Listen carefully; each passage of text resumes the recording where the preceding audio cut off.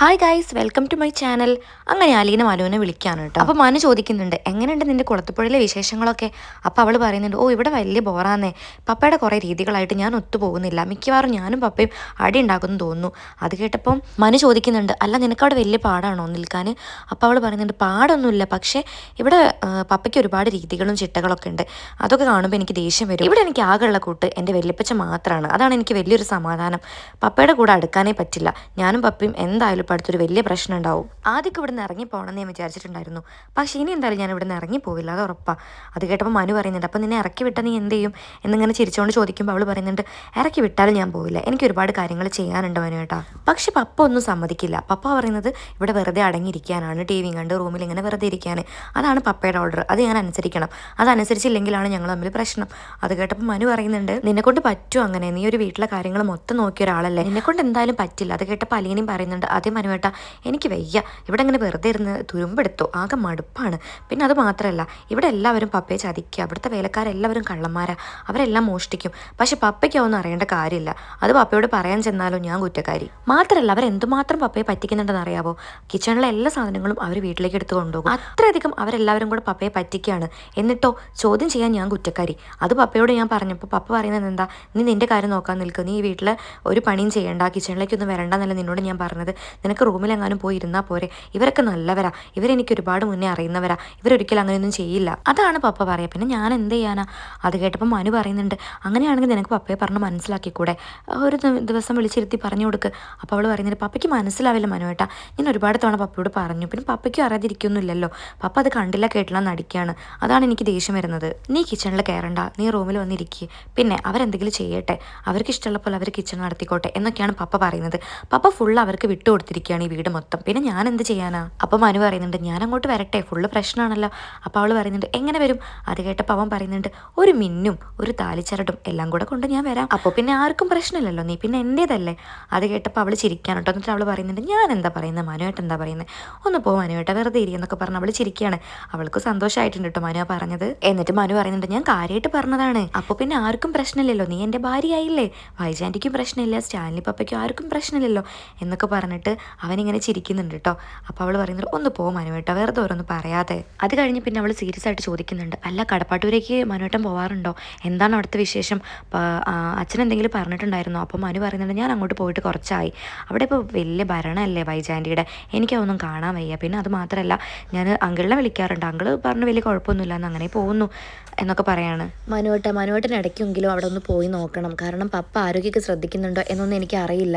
ഇനിയിപ്പോൾ മാഡത്തിനോട് പ്രശ്നം ഉണ്ടാക്കി പപ്പ ഒന്നും കഴിക്കുകയില്ല, ആരോഗ്യം ഒന്നും ശ്രദ്ധിക്കില്ല, മനുവേട്ടൻ ഇടയ്ക്കൊന്ന് ചെന്ന് കഴിഞ്ഞാൽ അതൊക്കെ ഒന്ന് സോൾവ് ആവും, പ്ലീസ് മനുവേട്ടൻ എന്ന് പറയുമ്പോൾ മനു പറയുന്നത്, ഓക്കെ ഞാൻ അങ്ങോട്ട് ചെന്നോളാം, നീ ടെൻഷൻ ആവണ്ട, പിന്നെ അവിടെ എന്ത് പ്രശ്നം ഉണ്ടെങ്കിലും നീ എന്നെ തന്നെ വിളിക്കണം, എന്നോട് കാര്യങ്ങളെല്ലാം പറയണം, ഞാൻ പിന്നെ നിന്നെ അങ്ങോട്ട് കൊണ്ടുവന്നോളാം കേട്ടോ എന്ന് പറയുമ്പോൾ അവൾ ഓ ശൈക്കോട്ടെ ശരി എന്ന് പറഞ്ഞിട്ട് ചിരിച്ചുകൊണ്ട് കോള് കട്ട് ചെയ്യാണ്. പിന്നീട് കാണിക്കുന്ന സ്റ്റാലിയാണ് കേട്ടോ. സ്റ്റാലി ആണെങ്കിലും മദ്യപിച്ചുകൊണ്ടിരിക്കുകയാണ്. അപ്പം അവതക്കുട്ടി അങ്ങോട്ട് വന്നിട്ട് ചോദിക്കുന്നുണ്ട്, എന്നതാടാ അത്, രാവിലെ തന്നെ തുടങ്ങിയോ നീ മദ്യപാനമൊക്കെ? അലിനെ കൊച്ചിന് ഇതൊന്നും ഇഷ്ടമുള്ള കാര്യം നിനക്ക് അറിയുന്നതല്ലേ, പിന്നെ നീ എന്തിനാ വീണ്ടും ഇതൊക്കെ ചെയ്യുന്നത്?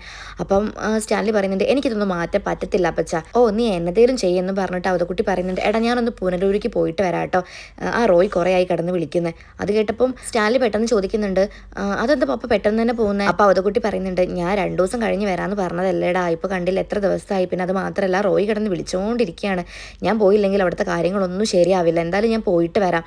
അപ്പോൾ സ്റ്റാൻലി പറയുന്നുണ്ട്, അലീനയോട് പറഞ്ഞു അപ്പച്ചൻ?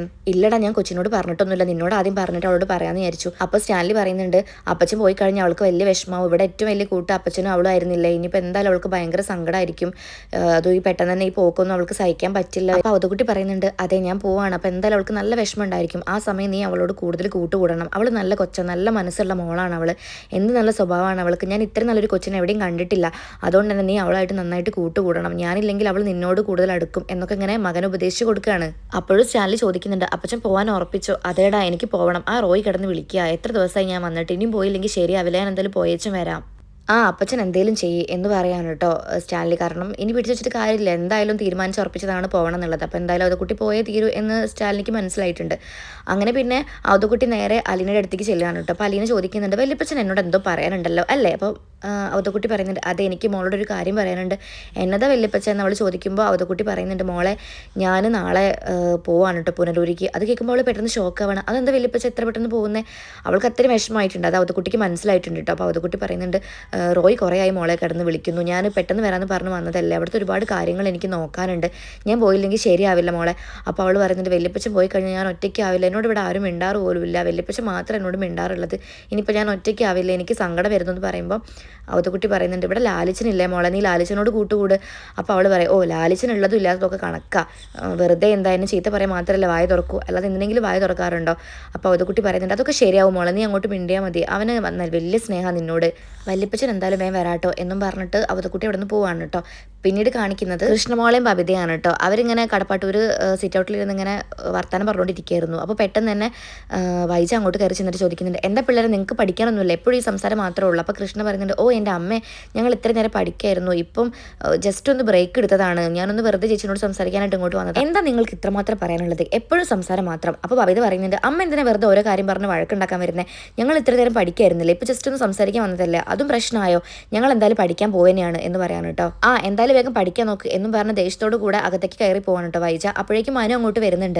മനുവിനെ കണ്ടതും ബബിതയ്ക്കും കൃഷ്ണയ്ക്കും നല്ല സന്തോഷമാവുന്നുണ്ട് കേട്ടോ. അപ്പോൾ അവർ ഓടി ചെന്നിട്ട് ചോദിക്കുന്നുണ്ട് മനുവേട്ടൻ എന്താ ഈ വഴിയൊക്കെ മറന്നോ, ഇപ്പം അങ്ങോട്ട് വരാറില്ലല്ലോ, അല്ലെങ്കിൽ അലിന ചേച്ചി ഉണ്ടാകുമ്പോൾ എപ്പോഴും വരാറുണ്ടല്ലോ, ഇപ്പം എന്താ ഇങ്ങനെയൊക്കെ എന്ന് പറഞ്ഞിട്ട് അവരിങ്ങനെ മനുവിനോട് സംസാരിക്കാൻ കേട്ടോ. ഞാൻ വരാത്തത് ഇവിടുത്തെ അന്തരീക്ഷം വലിയ സുഖമൊന്നുമില്ലല്ലോ, അപ്പം ഞാൻ പിന്നെ വെറുതെ വന്ന് പ്രശ്നമാവേണ്ടത് വെച്ചിട്ടാണ് ഞാൻ വരാത്തത്. അത് കേൾക്കുമ്പോൾ ബബിത പറയുന്നുണ്ട് ഈ അമ്മ കാരണമാണ് ഇങ്ങനെയൊക്കെ ഉണ്ടാകുന്നത്, അമ്മ വെറുതെ അച്ഛൻ്റെ വായിൽ കോലിട്ട് കൊടുത്തു. പിന്നെ അച്ഛനോട് നല്ലോണം അങ്ങോട്ട് തിരിച്ചു കേൾക്കും. എവിടെ ഒരാഴ്ച കഴിഞ്ഞ് വീണ്ടും ഇതന്നെ അവസ്ഥ, ഈ അമ്മയ്ക്ക് വേറെ പണിയില്ല, വെറുതെ പ്രശ്നം ഉണ്ടാക്കാനായിട്ട് ഞങ്ങൾ പിന്നാലെ നടന്നുകൊണ്ടിരിക്കുക മനുവേട്ടാ. അപ്പം മാഡത്തിന് വലിയ മാറ്റമൊന്നും ഇല്ല അല്ലേ? അത് കേൾക്കുമ്പോൾ ബബിത പറയുന്നുണ്ട് ഒരു മാറ്റമില്ല, പഴയതിനേക്കാൾ മോശം എന്ന് പറയാൻ കേട്ടോ. അങ്ങനെ പിന്നെ അവർ ചോദിക്കുന്നുണ്ട് അല്ല മനുവേട്ടൻ അലീന ചേച്ചിയെ വിളിക്കാറുണ്ടോ? അപ്പോൾ കൃഷ്ണ പറയുന്നുണ്ട് മനുവേട്ടൻ വിളിക്കാതിരിക്കുമോ, മനുവേട്ടൻ എന്തായാലും വിളിക്കും അല്ലേ എന്നും പറഞ്ഞ് അവർ ചിരിക്കുകയാണ് കേട്ടോ. അങ്ങനെ പിന്നെ അവർ കുറച്ച് വിശേഷങ്ങളൊക്കെ പറഞ്ഞിട്ട് പിന്നെ അകത്തേക്ക് കയറി ചെല്ലാണ് മനു. അങ്ങനെ മനുവിനെ കണ്ടപ്പോൾ തന്നെ വൈജയന്തി ചോദിക്കുന്നുണ്ട് അല്ല നിനക്കിന്ന് പോകാനില്ലേ? അപ്പോൾ മനു പറയുന്നുണ്ട് ഇല്ല ആൻറ്റി ഇന്ന് ലീവ്, അപ്പോൾ ഞാൻ ഇങ്ങോട്ടൊന്ന് ഇറങ്ങിയതാ. എന്നിട്ട് മനു ആക്കിയൊരു ചോദ്യം ചോദിക്കുന്നുണ്ട് കേട്ടോ, അല്ല ആൻറ്റി ഇവിടുത്തെ ഭരണമൊക്കെ തിരിച്ചു പിടിച്ചോ? അത് കേട്ടപ്പം വൈജയ്ക്ക് മനസ്സിലായി തന്നെ കളിയാക്കുകയാണെന്ന്. അപ്പോൾ വൈജ കുറച്ചുകൂടെ സൗണ്ട് കടുപ്പിച്ചിട്ട് പറയുന്നുണ്ട് പിന്നല്ലാതെ ഞാനിവിടെ തിരിച്ചു പിടിച്ചുകൊണ്ടിരിക്കുക, ഇവിടെ ഒരാൾ വന്ന് ഇവിടെ കുട്ടിച്ചോറാക്കി പോയതല്ലേ എന്ന് പറയാണ് കേട്ടോ. അപ്പം മനു ചോദിക്കുന്നുണ്ട് അല്ല അലിനെ ഇപ്പോഴും വൈജാൻറ്റി ഓർക്കാറുണ്ടല്ലേ? അത് കേട്ടപ്പം വൈജയുടെ മുഖഭാവം മൊത്തം മാറിയിട്ട് ദേഷ്യം വരാൻ കേട്ടോ. എന്നിട്ട് പറയുന്നുണ്ട് പിന്നല്ലാതെ എൻ്റെ ജീവിതം ഇങ്ങനെ ആക്കി തീർത്തത് അവളല്ലേ, എൻ്റെ ജീവിതം കുട്ടിച്ചോറാക്കിയത് അവളല്ലേ, അവളെ ഞാൻ ഓർക്കാതിരിക്കും ഒരിക്കലുമില്ല, അവളെ ഞാൻ ഓർത്തോണ്ടേ ഇരിക്കും ശവിച്ചോണ്ടേ ഇരിക്കും എന്നിങ്ങനെ ശാപവാക്കുകൾ പറയാണ്. എന്നാൽ ആൻറ്റി കേട്ടോ, ആൻറ്റിക്ക് ഒരിക്കലും അവളെ മറക്കാനും പറ്റില്ല, ഒരിക്കലും അവളെ ഒഴിവാക്കാനും പറ്റില്ല. പിന്നെ ആൻറ്റി ഇപ്പോൾ അവളെ ദൂരേക്ക് വലിച്ചെറിഞ്ഞില്ലേ, അതൊന്നും ഒരിക്കലും വലിച്ചെറിഞ്ഞെന്ന് വിചാരിക്കേണ്ട, അത് അവിടെ തന്നെ കിടക്കുന്നുണ്ട്. പിന്നെ ആൻറ്റിക്ക് അവളെ ഓർക്കാതിരിക്കാനും പറ്റില്ല, അവൾ ഇനിയും ആൻറ്റിയുടെ ജീവിതത്തിലേക്ക് വന്നുകൊണ്ടേയിരിക്കും. ആ നാശത്തിന് ആരിങ്ങോട്ട് കയറ്റും, ചൂലെടുത്ത് ഞാൻ അടിച്ച് പുറത്താക്കും അവളെ, അവളിനി ഇങ്ങോട്ട് വരാൻ ഞാൻ ഒരിക്കലും അനുവദിക്കില്ല, അവളിവിടുന്ന് ഇറങ്ങിപ്പോയി തന്നെ എൻ്റെ ഭാഗ്യം. അത് കേട്ടപ്പോൾ മനു പുച്ഛിച്ചിട്ട് പറയുന്നുണ്ട് അല്ല ആൻറ്റി പറയുന്ന കാര്യങ്ങളൊക്കെ ഇവിടെ മക്കൾ കേൾക്കാറുണ്ടോ? അപ്പം വൈജയന്തി ഒന്ന് പരുങ്ങുന്നുണ്ട് കേട്ടോ. എന്നിട്ട് പറയുന്നുണ്ട് അവരെയൊക്കെ തിരിച്ചു വെച്ച് പോയതല്ലേ എനിക്കെതിരെ, അതുകൊണ്ടാണ് അവരിങ്ങനെയൊക്കെ ബിഹേവ് ചെയ്യുന്നത്. എന്നിട്ട് മനു വീണ്ടും പറയുന്നുണ്ട് കേട്ടോ നിങ്ങളുടെ ആങ്ങളമാർ നിങ്ങൾ പറയുന്നത് കേൾക്കാറുണ്ടോ, അവരെന്തെങ്കിലും വില കൽപ്പിക്കാറുണ്ടോ നിങ്ങൾ പറയുന്ന കാര്യം?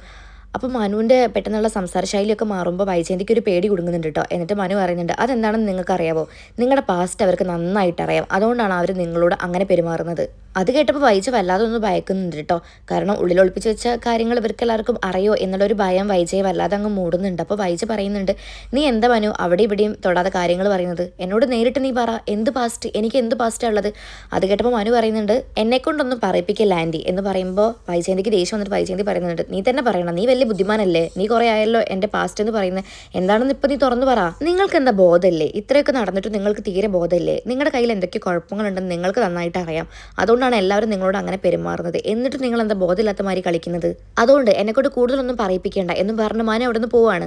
വൈജയാണെങ്കിൽ എല്ലാം കേട്ട് തരിച്ചു നിൽക്കുകയാണ് കേട്ടോ. എൻ്റെ രഹസ്യങ്ങൾ എല്ലാവർക്കും അറിയാം എന്നുള്ളൊരു പേടി അവളുടെ ഉള്ളിൽ കുടുങ്ങിയിട്ടുണ്ട്. ഇടയ്ക്കിടയ്ക്ക് ബാലചന്ദ്രനും ഇതുപോലെ ഓരോ കാര്യങ്ങൾ പറഞ്ഞ് തന്നെ കൊട്ടുന്നുണ്ട്. അതുപോലെ തന്നെ മനുവും പിന്നെ മക്കളും എല്ലാവരും തനിക്കെതിരെ കൊട്ടുന്നുണ്ട്. അപ്പോൾ എല്ലാവർക്കും എൻ്റെ പാസ്റ്റ് അറിയാമോ എന്നുള്ളൊരു ഭയം വല്ലാതെ വൈജയന്തിയെ മൂടുന്നുണ്ട് കേട്ടോ. കുളത്തുപുഴയിലാണെങ്കിൽ വല്യപ്പച്ചൻ പോകാനായിട്ട് റെഡി ആയിട്ട് നിൽക്കുകയാണ് കേട്ടോ. അലീനയ്ക്കാണെങ്കിൽ ഭയങ്കര സങ്കടം. അപ്പോൾ അലീന പറയുന്നുണ്ട് വല്യപ്പച്ചൻ പോയി കഴിഞ്ഞാൽ എനിക്ക് ആരാ, ഞാൻ ഒറ്റയ്ക്കാവില്ലേ, വല്യപ്പച്ചന് പെട്ടെന്ന് പോകണമായിരുന്നോ, വല്യപ്പച്ചൻ പോകണ്ട. അപ്പോൾ അവതക്കുട്ടി പറയുന്നുണ്ട് മോളെ എനിക്ക് പോയേ പറ്റൂ, അവിടെ ഒരുപാട് കാര്യങ്ങൾ താറുമാറായി കിടക്കുകയാണ്, ഞാൻ പെട്ടെന്ന് വന്ന് പോകാമെന്നല്ല വിചാരിച്ചത്, പിന്നെ മോളെ കണ്ടുകൊണ്ടല്ലേ ഇവിടെ എത്ര നിന്നത്, ഞാൻ എന്തായാലും പെട്ടെന്ന് പോയി വരും. പിന്നെ ലാലിച്ചൻ അവനോട് നീ കൂട്ടുകൂടിയാൽ മതി മോളെ, അവൻ പാവാ, അവന് നിന്നെ ഭയങ്കര ഇഷ്ടമാണ്, അപ്പം നിങ്ങൾ എന്തായാലും നിങ്ങളുടെ പെണക്കൊക്കെ മാറ്റി നല്ല കൂട്ടായിട്ട് നിൽക്കണം ഞാൻ വരുമ്പോഴേക്ക്, കേട്ടല്ലോ എന്നൊക്കെ പറയുമ്പോൾ അവളിങ്ങനെ ചെറുതായിട്ട് പുഞ്ചിരിക്കുന്നുണ്ട് കേട്ടോ. എന്നിട്ട് പിന്നെ സീരിയസ് ആയിട്ടുള്ളൊരു കാര്യമായിട്ട് പറഞ്ഞു കൊടുക്കുന്നുണ്ട് അവതക്കുട്ടി, ഇവിടെ എല്ലാവരും നിനക്കെതിരാണ്, അപ്പോൾ നീ നന്നായിട്ട് സൂക്ഷിക്കണം മോളെ, അവർക്കൊക്കെ നിന്നോട് വൈരാഗ്യവും ദേഷ്യവും ഉണ്ട്, ഞാൻ പോയി കഴിഞ്ഞാൽ ഒരുപാട് പ്രശ്നങ്ങൾ നിന്നെ തേടി വരും, നീ സൂക്ഷിക്കണം, എല്ലാം ബുദ്ധിയോടെയും നല്ല രീതിക്ക് കൈകാര്യം ചെയ്യണം, കേട്ടല്ലോ. പിന്നെ ലാലിച്ചനോട് വഴക്കിടാനും നിൽക്കണ്ട, ഞാൻ ഒന്നാമത് ഇവിടെ ഇല്ലല്ലോ, അപ്പോൾ നീ നല്ല കുട്ടിയായിട്ട് നിൽക്കണം. അത് കേട്ടപ്പോൾ അവൾ പറയുന്നുണ്ട് ഇല്ല വല്യപ്പച്ചൻ, ഞാൻ ഒരു പ്രശ്നത്തിനും പോവില്ല, എന്തായാലും വല്യപ്പച്ചൻ പോയിട്ട് പെട്ടെന്ന് തന്നെ തിരിച്ചു വരണം എന്നവൾ പറയാണ് കേട്ടോ. അങ്ങനെ പിന്നെ അവൾ വല്യപ്പച്ചനെ യാത്രയാക്കുകയാണ്. അവതക്കുട്ടി പോകുന്ന കാണുമ്പോൾ ബാക്കിയുള്ളവർക്ക് ഭയങ്കര സന്തോഷമാവാണ് കേട്ടോ. ബൈജുവിനും വിനോദിനും പൗലോസിനും ആ വേലക്കാരിക്കൊക്കെ അതുപോലെ തന്നെ ആൻറ്റപ്പനൊക്കെ ഭയങ്കര സന്തോഷമാണ്. കാരണം അലീനയ്ക്ക് അവതക്കുട്ടിയുള്ളൊരു ധൈര്യമാണല്ലോ ഇത്രയും ഉണ്ടായിരുന്നത്. അപ്പം ഇനി എന്തായാലും അവൾ വായ തുറക്കില്ല, പേടിച്ചിരുന്നോളും എന്നുള്ളൊരു ധൈര്യമായിരുന്നു അവർക്ക്. പക്ഷെ നമ്മുടെ അലീന പൊളിയല്ലേ, അവൾ എന്തായാലും അവരുടെ കള്ളത്തരങ്ങളും മോഷണങ്ങളും എല്ലാം നിർത്തിച്ചോളും. എന്തായാലും അടുത്ത എപ്പിസോഡുകളിൽ നമുക്കത് പ്രതീക്ഷിക്കാം. അപ്പം എൻ്റെ ചാനൽ ഇഷ്ടപ്പെടുകയാണെങ്കിൽ ഒന്ന് സബ്സ്ക്രൈബ് സപ്പോർട്ട് ചെയ്യണേ. Okay bye, thank